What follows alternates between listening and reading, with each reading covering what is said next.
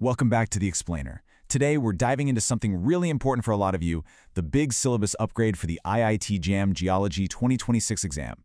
Yeah, things are changing, so if you're planning on taking it, you're going to want to stick around for this. All right, so let's just jump right in. The source material puts it perfectly with this quote. I mean, we're not talking about a few small adjustments here. These are some pretty major shifts for 2026, and honestly, getting your head around them now is going to be absolutely critical for how you plan your studies. So here's the most important thing to get. This isn't just a simple swap, taking a few topics out, putting a few new ones in. No, this is a whole new philosophy. It feels like the exam is saying, hey, we don't just want you to memorize facts anymore. They want you to have a much deeper, more hands-on and up-to-date grasp of geology.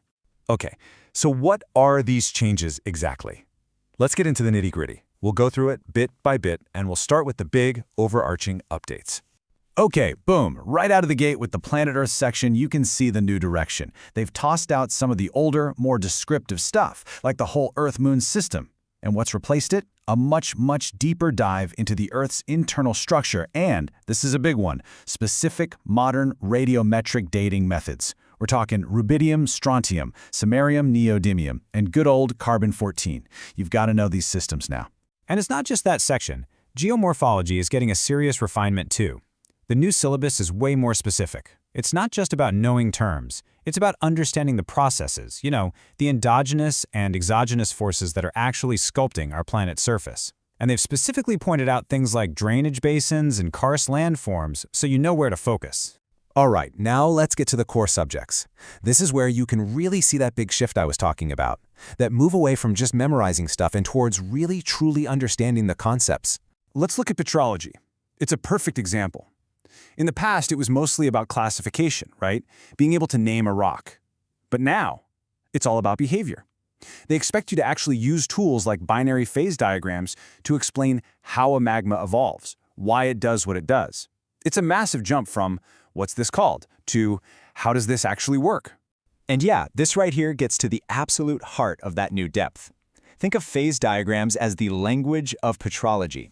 They're these graphs that show you exactly which minerals pop out of a magma as it cools down. You've got to master these now. It's non-negotiable. And guess what? We're seeing the exact same story over in mineralogy. The focus is moving away from the surface-level stuff, physical properties like hardness and color, and going way deeper into the actual crystallographic structure. You need to understand the internal architecture of these minerals now, and they've even added specifics like Miller indices and twinning laws. Now, I know a term like Miller indices can sound a little scary, a little intimidating, but really, don't sweat it. It's just a notation system, a kind of shorthand that geologists use to describe the different planes of atoms inside a crystal. It's basically the language of modern mineralogy, and yeah, the new syllabus expects you to be fluent.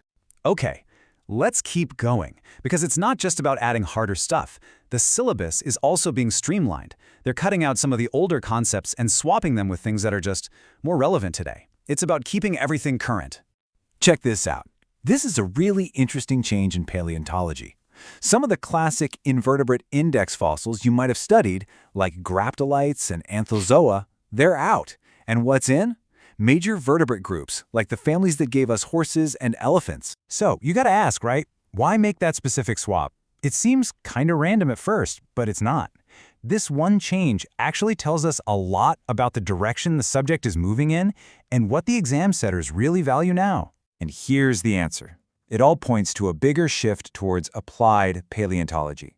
See, the evolution of big vertebrates, like horses, tells a really clear, powerful story. It's something you can use directly to date rock layers and figure out what ancient environments were like.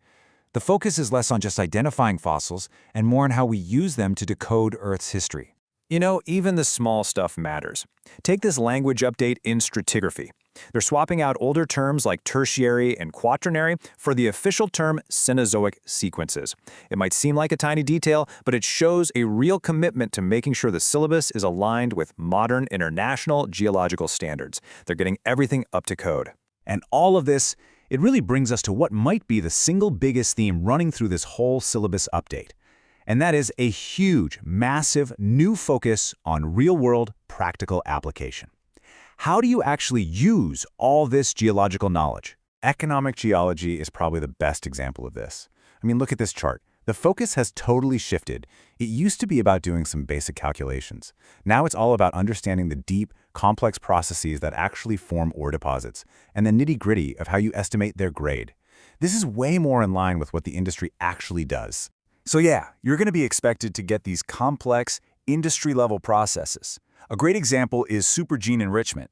I mean, this is a key process that can turn a so-so ore deposit into a profitable mine. And now, it's explicitly on the syllabus. You have to know it. And finally, this whole trend kind of reaches its peak in the applied geology section.